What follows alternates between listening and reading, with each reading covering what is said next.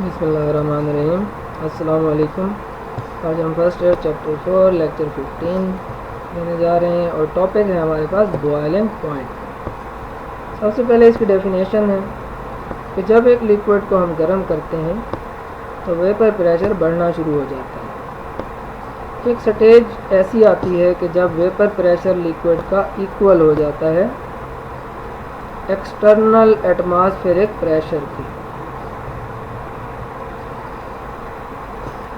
This temperature is called the boiling point of the liquid और इसको हम boiling point कहते हैं। बहुत ही सिंपल है कि लिक्विड का वेपर प्रेशर जब बाहर वाले प्रेशर के एक्सटर्नल एटमॉस्फेरिक प्रेशर के इक्वल हो जाए तो उसे बॉइलिंग पॉइंट कहा जाता है। अब हम इसकी एक्सप्लेनेशन की तरफ आते हैं। तो reason for this is that, वजह यह है कि जब हम पानी गर्म कर रहे होते हैं तो बबल्स जो वेपर्स के होते हैं विच आर फॉर्म जो कि बनते हैं in the interior of the liquid, जो कि बनते हैं in the interior of liquid यानी लिक्विड के अंदर, हैव ग्रेटर इंटरनल प्रेशर, उनका इंटरनल प्रेशर बहुत ज़्यादा हो जाता है टेम्परेचर के बढ़ने की वजह से। हद तक इतना ज़्यादा हो जाता है कि दैन एटमॉस्फेरिक प्रेशर से भी बढ़ जाता है on the surface of the liquid, जो कि लिक्विड की सरफेस पे होता है। तो अब इंटरनल प्रेशर सरफेस पे जो एटमॉस्फेरिक प्रेशर है उससे बढ़ गया है। तो मॉलिक्यूल जो है सिंपल सी बात है कि वो हाई प्रेशर से ट्रैवल करेगा लो प्रेशर रीजन की तरफ। तो अब अंदर प्रेशर ज़्यादा है, बहुत ज़्यादा है लिक्विड के अंदर प्रेशर, तो वो बाहर जाने की कोशिश करेगा जहाँ प्रेशर कम है, हाई प्रेशर से लो प्रेशर की तरफ जाएगा।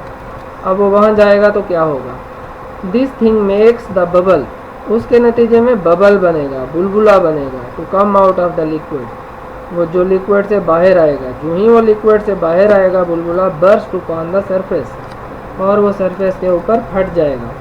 अब ये बुलबुला ये बबल है क्या, देखिए लिक्विड के अंदर हवा होती है, एयर होती है।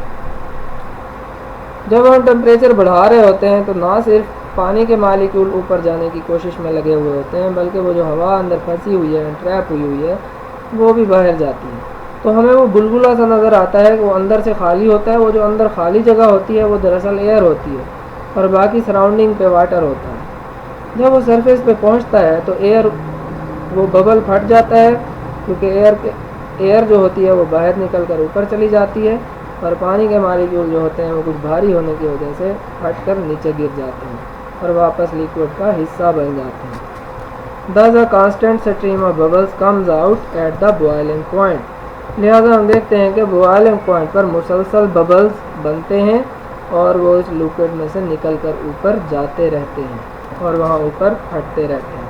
बाकी जो पानी के मालिक्यूल होते हैं वो फिर वेपर बनकर फिजा का हिस्सा बन जाते हैं।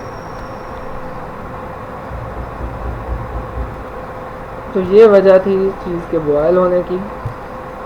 तो when a liquid is heated the kinetic energy of its molecule increases and hence the temperature also increases. अब एक है कि boiling needs constant supply of heat. Boiling जो है वो कांस्टेंट सप्लाई ऑफ हीट की उसकी क्यों ज़रूरत होती है, मतलब क्या है बात का कि जब आप किसी चीज़ को बॉयल करते हैं तो नीचे से आपको हीट उसको मुसलसल देना पड़ती है। ये नहीं है कि एक बार बॉयल हो जाए फिर आप उसके बाद जो है आग को बंद कर दें और ये समझें कि पानी बॉयल होता रहेगा, तो ऐसा मुमकिन नहीं है। हमें उसको मुसलसल हीट सप्लाई करनी पड़ती है। क्यों करनी पड़ती है ज़रा देखते हैं।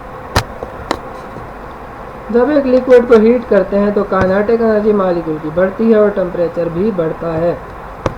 At the boiling point kinetic energy of molecule becomes maximum, हत्ता के बॉइलिंग पॉइंट पे वो मैक्सिमम हो जाती है। And any further heating at this stage will not increase the temperature. देखें काइनेटिक एनर्जी मैक्सिमम होगी, मैक्सिमम का मतलब ये है कि इससे आगे अब वो मज़ीद बढ़ेगी नहीं। अगर काइनेटिक एनर्जी नहीं बढ़ेगी तो सिंपल है कि टेम्परेचर भी नहीं बढ़ेगा, because temperature is the average kinetic energy of the molecules. Kinetic energy constant, temperature also constant. अब ये जो नीचे से हम आग उसको दे रहे हैं, जो उसको हीट हम दे रहे हैं, वो हीट फिर कहाँ जा रही है, टेम्परेचर तो बढ़ नहीं रहा। तो any further heating at this stage will not increase the temperature, जो मज़ीद हम उसको गर्म किए जा रहे हैं, नीचे से हीट सप्लाई किए जा रहे हैं मुसलसल, उससे टेम्परेचर बिल्कुल नहीं बढ़ेगा। तो फिर होगा क्या, this heat will only be utilised to break the intermolecular forces and convert the liquid into its vapours. ये सारी की सारी हीट फिर इस्तेमाल हो जाती है इंटरमॉलिक्यूलर फोर्सेस को तोड़ने के लिए और उसके नतीजे में उसको कन्वर्ट करने के लिए लिक्विड से वेपर्स में। यानी अगर आप नीचे ज़्यादा हीट सप्लाई करेंगे तो लिक्विड जो है वो जल्दी एवापोरेट हो जाएगा, इसका ये फ़ायदा है। लेकिन टेम्परेचर उसका वही होगा जो बॉयलिंग पॉइंट पे होता है, वो टेम्परेचर कांस्टेंट होता है। टेम्परेचर नहीं बढ़ेगा, अलबत्ता लिक्विड जल्दी एवापोरेट हो जाएगा। अगर आप हीट सप्लाई करना बंद कर देते हैं तो एवापोरेशन की वजह से दरअसल कूलिंग हो जाती है और लिक्विड बॉयल होना बंद हो जाता है। नेक्स्ट है graphical explanation of boiling point. ये ग्राफ है, इसमें आप देख रहे हैं मुख्तलिफ़ किस्म के लिक्विड्स यहाँ मौजूद हैं। इनको पहले लिक्विड्स को हम ग्राफ से देख लेते हैं, बाद में रीडिंग करते हैं। देखें ये ईथर है, ये 0 डिग्री है, 20 डिग्री, 40, 60, 80, 100। ये नीचे से ऊपर वेपर प्रेशर है। ये जो लाइन आपको नज़र आ रही है 760 जहाँ लिखा हुआ है, ये एटमॉस्फेरिक प्रेशर है। 760 torr 760 millimetre of mercury is equal to 1 atm 1 atmospheric pressure. अब सबसे पहले मैं देखता हूँ ये जो लाइन आपको नज़र आ रही है ये कौन सा लिक्विड है। ये देखें, ये लिखा हुआ है डाईइथाइल ईथर। डाईइथाइल ईथर में वेरी वीक डायपोल फोर्सेस होती हैं या फिर लंदन फोर्सेस होती हैं इसके अंदर कार्बन की वजह से।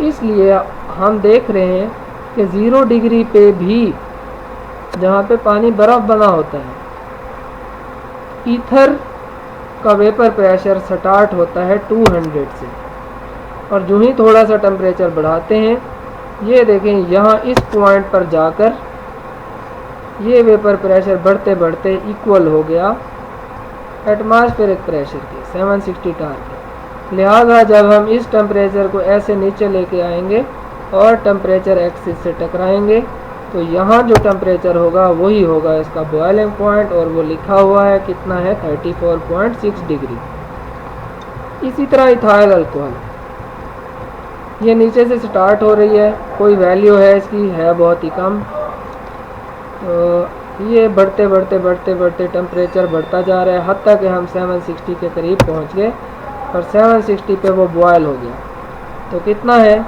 78.3 डिग्री पे ये बॉयल हो रहा है इथाइल अल्कोहल। वजह क्या है इतना हाई टेम्परेचर की, क्योंकि एथनॉल में हाइड्रोजन बॉन्डिंग है। फिर वाटर है, वाटर तकरीबन 0 से स्टार्ट हो रहा है और वाटर 100 डिग्री पे बॉयल होता है। उसके बाद आखिरी है इथिलीन ग्लाइकोल। इथिलीन ग्लाइकोल का फार्मूला होता है CH2OH bond CH2OH, ethylene glycol. तो इथिलीन ग्लाइकोल में 2 OH हैं, 2 OH होने की वजह से ही वो 2 hydrogen bond at a time बना सकता है, बहुत ही मजबूत किस्म की। लिहाजा इसका वेपर प्रेशर बहुत ही कम है, हत्ता का टेम्परेचर 100 से भी आगे चला गया है, लेकिन अभी इसका वेपर प्रेशर बस थोड़ा सा बढ़ा है। पता नहीं ये कितनी वैल्यू है, अगर ऐसे हम अंदाजे से बात करें तो यहाँ अगर हम लेके आएँ तो तकरीबन 70-80 के करीब ये वैल्यू हो सकती है। 100 से भी टेम्परेचर आगे चला गया है, तो हाइड्रोजन बॉन्डिंग बहुत स्ट्रॉन्ग होने की वजह से ये वेपर में कन्वर्ट नहीं होता। तो ये ग्राफ मैंने आपको सारे का सारा समझा दिया कि जो भी लिक्विड का वेपर प्रेशर इस लाइन से टकराएगा उस जगह पर वो बॉयल हो जाएगा, और टेम्परेचर को देखेंगे कहाँ से, वहाँ से उसको नीचे लेके आएंगे लाइन को, तो जहाँ वो टेम्परेचर एक्सिस पे टकराएगी वही उसका बॉयलिंग पॉइंट होगा। तो graph shows the variation of vapor pressure of water, ethyl alcohol, ethylene glycol and diethyl ether with the temperature.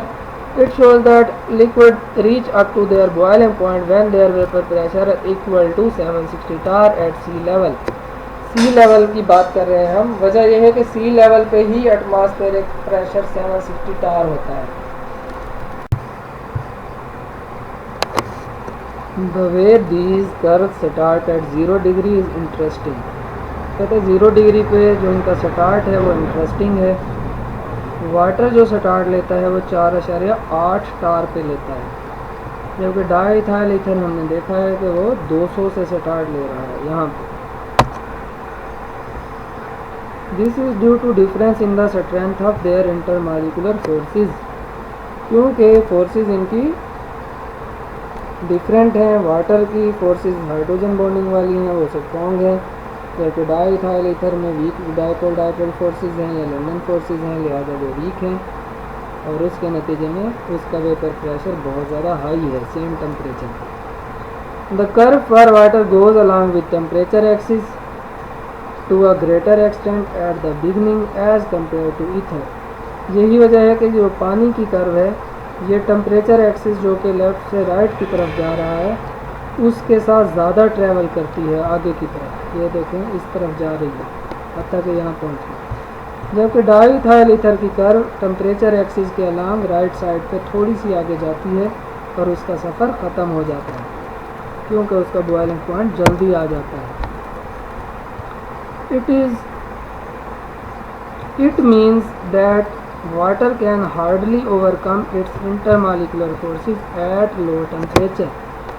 इसका मतलब ये है कि वाटर जो है इंटरमॉलिक्यूलर फोर्सेस पे गालिब नहीं आ सकता, हार्डली, बहुत ही मुश्किल से आता है, इसका ये मतलब है।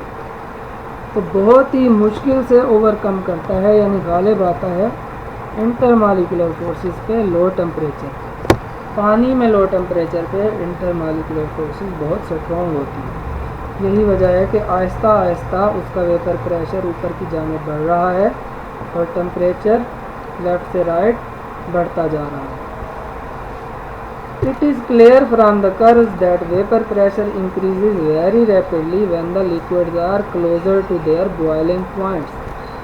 जब भी कोई बॉइलिंग पॉइंट के नज़दीक पहुंचता है लिक्विड तो उसका वेपर प्रेशर तेज़ी से ऊपर की जानिब बढ़ जाता है। ये देखें ये तेज़ी से ऊपर की जानिब जा रही है, आगे जाने की बजाय कर्व फ़ौरन ऊपर चली गई। ये भी इसको देखें, पानी आहिस्ता आहिस्ता आगे जा रहा था, ऊपर कम जा रहा था, लेकिन जो ही हम हाई टेम्परेचर रीजन पे पहुँचे हैं जैसे 80 डिग्री है तो अब ये तेज़ी से ऊपर की तरफ ट्रैवल कर रहा है। ऐसे आहिस्ता आहिस्ता यूँ आगे जाने की बजाय ऐसे तेज़ी से ऊपर की तरफ जा रहा है। इसकी वजह यह है कि वेपर प्रेशर जो होता है वो बहुत तेज़ी से बढ़ता है जब टेम्परेचर बॉइलिंग पॉइंट के नज़दीक पहुंच जाता है, क्योंकि उस टेम्परेचर पे इंटरमॉलिक्यूलर फोर्सेस वीक हो चुकी होती हैं। हाई टेम्परेचर पे इंटरमॉलिक्यूलर फोर्सेस तकरीबन ना होने के बराबर होती हैं। मोलर हीट ऑफ वेपोराइजेशन क्या चीज़ है? Amount of heat required to vaporise 1 mole of a liquid at its boiling point is called its molar heat of vaporisation. यानी कि हीट जो कि दरकार है 1 मोल लिक्विड को वेपर में कन्वर्ट करने के लिए बॉइलिंग पॉइंट पे किसी लिक्विड का 1 मोल अगर वेपर में कन्वर्ट हो जाए तो उसको कहते हैं मोलर हीट ऑफ वेपोराइजेशन। और मोलर हीट ऑफ वेपोराइजेशन जो वाटर की है वो है 40.6 किलो जूल पर मोल, यानी पानी के 18 ग्राम 1 मोल पानी का होता है 18 ग्राम के ऊपर। अगर 18 ग्राम वाटर को वेपर में कन्वर्ट किया जाए तो उसके लिए इतना हीट रिक्वायर्ड होगी 40.6 किलो जूल। शॉर्ट क्वेश्चन जो कि रिलेटेड है इस टॉपिक से, boiling needs constant supply of heat, ये एक्सरसाइज का भी क्वेश्चन है। तो ये ऊपर हम पढ़ चुके हैं, ये वही सेम की सेम वर्डिंग है, लिहाजा हम दोबारा इसको रिपीट नहीं करेंगे। दूसरा सवाल है मोलर हीट ऑफ वेपोराइजेशन, ये भी अभी हमने जो पढ़ा है ये वही सेम वर्डिंग है, ये 3 बार रिपीट हो चुका है पुराने पेपर्स में और ये जो है 4 बार रिपीट हो चुका है। बाकी ये इनकी स्टेटमेंट्स हैं, ये आप देख लें, ताकि डिफरेंट स्टेटमेंट्स का भी आइडिया हो जाए। तो ये थे जी हमारे टॉपिक्स जो कि रिलेटेड थे बॉइलिंग पॉइंट से। बेस्ट ऑफ लक, इंशाल्लाह मिलते हैं नेक्स्ट लेक्चर में कुछ नए टॉपिक्स के साथ। अल्लाह हाफिज़।